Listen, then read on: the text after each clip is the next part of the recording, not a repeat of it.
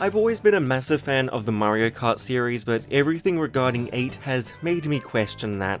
When 8 first released, I have to be honest, it didn't quite click with me, for some petty reasons, and some fair, to the point that at the time that it released I would have said it was one of my least favourite Mario Kart games. Of course, I don't feel that way about it anymore, I really do appreciate it now and would go on to say it's probably the best game in the series, but the Booster Course Pass is a different story.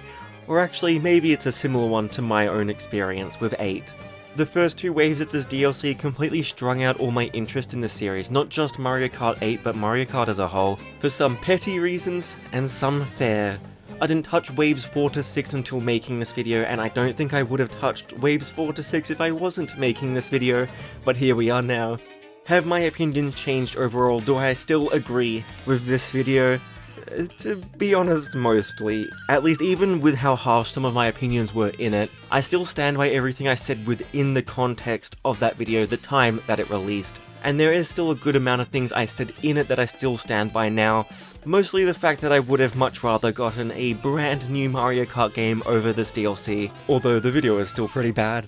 That said, I would be lying if I said the DLC as a whole was bad, and while it definitely started out as pretty terrible, let's be real, by its end I think it turned out to be overall, with an asterisk, a good product, keyword asterisk. I think probably the biggest stinker about this DLC would be the Tour City tracks. I do recall being more positive about them when the first wave came out, relatively, but overall I think they're just very weak tracks. They're annoying to race through with the inconsistent all over the place design, with massive arrow invisible walls directing you. I really do feel like these tracks fit more for the mobile game compared to standard Mario Kart tracks. I don't really feel like they are well designed.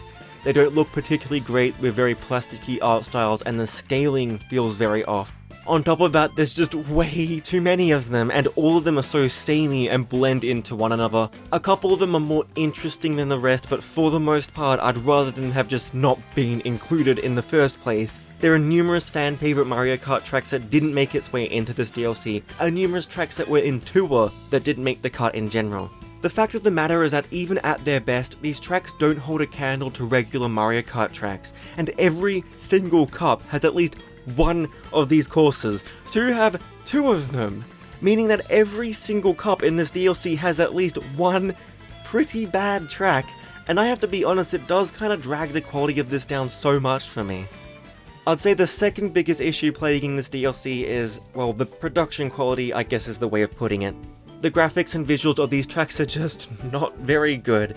Or at least the style that they've gone for with these clash so hard with the base game tracks, it's actually upsetting comparing the two to see how far of a downgrade these expansion courses are. Not that I'm saying all of them are ugly per se, while the earlier tracks look like shit, overall it does seem like Nintendo did actually listen to the criticism and address that by making the later, specifically post-Wave 3 tracks have a lot better visuals than the starting ones, but even then the later tracks aren't all perfect. Daisy Circuit, for instance, while being in the last wave, while not looking terrible at all, I feel like it still looks worse than the original Wii track. The color palette and art style looks too much for this track and goes against everything that made the original look so good, and I feel pretty similar with every other Wii track in this pass. I would say overall the best looking Booster Course Pass track is still worse looking than the worst looking base game track, besides maybe the Yoshi's Island course. Going through the waves and cups, I thought the first 2 waves were awful. A really bad beginning to this DLC. The Golden Dash and Lucky Cups are just so bad. The tracks are terrible visually, the choices aren't exactly the greatest. I'm honestly under the impression that the first wave in particular actively makes this game worse by existing in it, because now when you play online there's a chance that you'll have to play on one of the awful Wave 1 tracks. Wave 2 is better, but not by much. I don't mind Waluigi Stadium's visuals, although it is let down by having no anti-gravity, but I don't like Sky High Sundae, it's really boring track and design. Overall, can you really blame me for being so turned off from this DLC as a whole when this is how it started? Wave 3 onwards are when things started to improve a bit. The visuals do improve gradually from this point onwards, even if there are a few stinkers in Wave 3, I'm looking at Alpine Pass in particular. This wave introduced half pipes into the track design, which is an amazing addition, and the tracks from here on out started to incorporate a lot more anti-gravity, which was one of my biggest complaints with the first wave, though I would still say Wave 3 was pretty mediocre as a whole, if only made up for by having Rainbow Road 3DS. Wave 4 I think was actually pretty good, a bit upsetting that it took until halfway through this entire expansion to have good tracks, but still good nonetheless. The Berry Cup in particular is just a good cup all around. Yoshi's Island I think is honestly an incredible track. It really takes advantage of the minimal tour art style. I also really like DK's snowboard cross here, minus the geometry of the mountain cliff face. I want to say the Boomerang Cup was good as well because Waluigi Stadium is great honestly. It's one of the few tracks in this DLC that could have been a base game track, visually and in design too, with the additions of the anti-gravity platforms. I also think it's funny to point out the difference in quality between Shroom Ridge and Mario Circuit DS, but these tracks are sandwiched between two city tracks. Bangkok and Singapore are some of the better city tracks to be fair, but this cup is still let down so much by that. Unfortunately, I think Wave 5 went back down in quality for some reason. It's a shame because there was a consistent and obvious upwards trend in quality, but this wave really choked. Not necessarily the visuals, which were fine comparatively, but the tracks were very boring themselves. The Cherry Cup in particular is just bad, with its two really boring city tracks, Sunset Wilds with very little changes or additions, and the 3DS version of Cooper Cape. I would say that Wave 5 went back down to Wave 3 levels of mediocre, but at least it introduced 3 characters to make up for it. And finally Wave 6, which is easily the best wave, the most amount of characters introduced, and honestly it might be pushing it saying this, but I'll say it nonetheless. The 2 cups in this wave are comparable in quality to the base game tracks to an extent. Overall, especially with all the added content, this DLC really did end on a great note. Rainbow Road Wii in particular is one of, if not my favourite Mario Kart track, and it was done so well here. I would be lying if I said I didn't like the Spiny Shell Cup. It was honestly great and, well, if you ignore Madrid, whatever, which is one of the worst city tracks at least. So while this DLC started off terribly, Nintendo really did come through and listen to the criticism here. Not just was the latter half of this expansion twice as good as the first half, but new characters were added, new features were added, a new ending, which is a really lovely addition considering how soulless 8 kind of feels. Going back to the characters, I was always pissed off with the original 8 roster, and now we've finally hit a point where I feel like we've got the best roster in the franchise. Finally mainstays like Diddy and Birdo are here. Took long enough, but also PT and Kamek. It's such a good roster now. The only complaint I have is, why did they go with Peachhead when Nabbit or King Bobbum were right there for the taking? Or if you really wanted more female representation, why not someone like Dixie Kong? Whatever. Looking into all of what was on offer for this DLC, I am pretty mixed to be blunt. I'm mostly positive now because of how much of a turnaround this whole situation is, how abysmal things started off and how fine they are now, that I was complaining about the price tag originally, but I think that price tag is actually warranted. In fact, there's regions in the world like, I don't know, Japan, where it's so cheap that it comes off as a steal. Though the reason I'm mixed on this as a whole at the end of the day is the context surrounding this DLC. I said this at the start and I still stand by it. I would have much rather gotten a brand new game. Had this DLC released 5 years ago, or at least an equivalent of it, given that tour wasn't a thing back then, I would have been ecstatic about this DLC, well, minus the first wave or two. That said, waiting half a decade after 8 Deluxe released and being in the dark about Mario Kart 8+1, it was depressing to just get this DLC after all this time, as some glorified confirmation of no new game coming out anytime soon. Looking at the greater picture, looking at the position that the Mario Kart series is in right now, I can't say I'm that positive about this DLC. What's funny is that, and given how long it's been, I don't know why this would have been too much to ask for, but if we even just got 8 cups, with the tracks in them being the same quality as the tracks in Mario Kart 8, then I wouldn't have ever made these videos. I would have never lost interest in Mario Kart. I would have been more than positive about this DLC and the current state of the franchise, and more than willing to take this as a compromise for the lack of a new game. As it stands, with this DLC, there are some good tracks and there are some bad ones, but a majority of them are pretty mediocre. The amount of content as a whole and what's on offer here is absolutely great value, sure, but the quality of what's on offer itself is questionable at points, especially when this content is sharing the same game that is Mario Kart 8. As a compromise, as a substitute for a mainline game, it's where I'm a little peeved about this whole situation. The fact that the gap between GTA 5 and 6 might be shorter than the gap between mainline Mario Kart games is just depressing, and all we have to show for it is scraps of courses from Mario Kart Tour. Again, some good, but some bad. Mario Kart 8 is turning 10 years old in a few months. 10, a decade. The same gameplay of which I got sick of 5 years ago. I've been wanting something new from this franchise for a long time, and what was at first really bad DLC content to make up for the lack of any actual content was a massive slap in the face, and still is now, just to a lesser extent.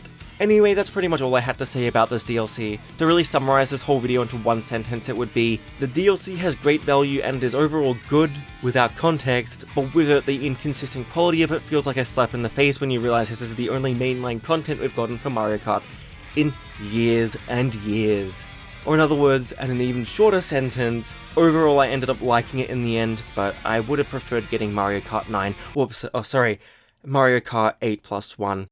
For the rest of this video, I thought it would be a better time than ever to go back to my older predictions and see how well I did. I'll only be looking at the first 2 videos though, for obvious reasons if you've watched them.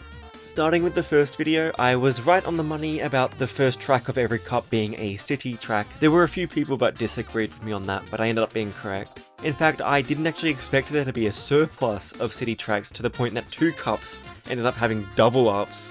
In terms of the placements of the city tracks, I didn't think too much of them, and in the end I was pretty off with most of them. That said, I got Bill and Byways in the correct wave, wrong cup, and I was also correct about Rome ending up getting a track, and I was only 1 cup away from the right placement with that. In terms of the other tracks, I didn't include any other tour tracks besides Merry Mountain, which at the time was the only non-city tour original track, but I was very off with the placement. Otherwise, I was correct with Peach Gardens, which wasn't in tour at the time, Mushroom Gorge in the exact right placement, Waluigi's Pinball, Daisy Cruiser, Maple Treeway again in the exact right placement, Sunset Wilds, DK's Snowboard Cross which was in the right cup but just 1 placement off, Calamari Desert, Cooper Cape which again was in the right cup, just 1 placement off, Rosalina's Ice World, Alpine Pass, and 3DS Rainbow Road which I put in the wrong place instead of Rainbow Road Wii.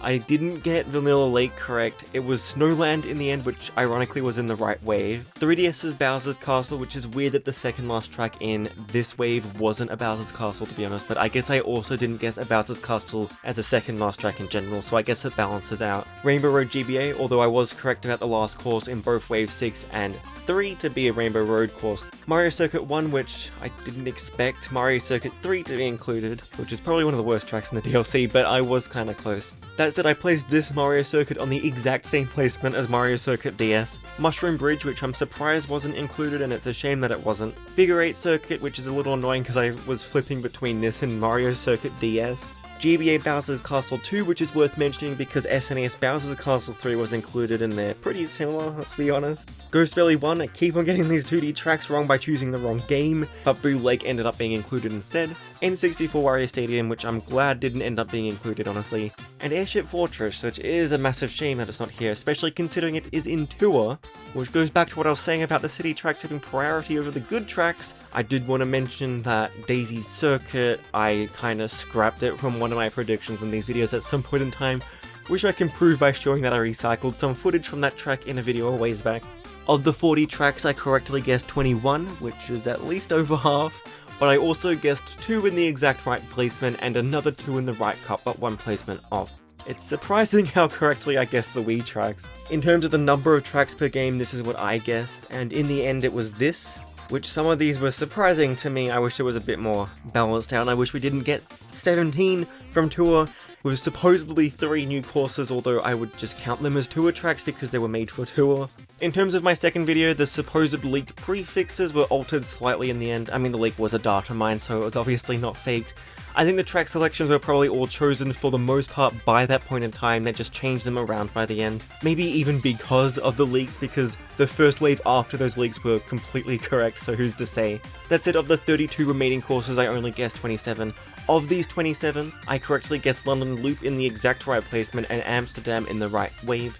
Otherwise, I did correctly guess, quote-unquote guess, a few leaked tracks being Sunset Wilds, Waluigi Stadium, Maple Treeway, Cooper Cape, DK Snowboard Cross, 3DS Rainbow Road, and Alpine Pass. Of those, I predicted Cooper Cape in the right wave, Alpine Pass in the right cup, but one placement off, and 3DS Rainbow Road in the correct placement. Those last two tracks were in pretty fitting cups given the Rock and Moon Cup. And then on top of all of these, I also correctly guessed Daisy Cruiser. So of the 27, I correctly guessed 15, only one of which wasn't either leaked or in tour.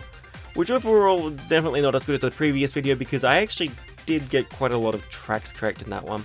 I could go over my other videos. I mean, in my third one I did get Daisy Cruiser again, and my fourth one, otherwise I guess that's everything for this video. Thanks for watching all my content on this booster course pass if you have, and all my previous prediction videos. I really appreciate it, and I really appreciate all your comments. So again, thank you so much, and I'll see you whenever.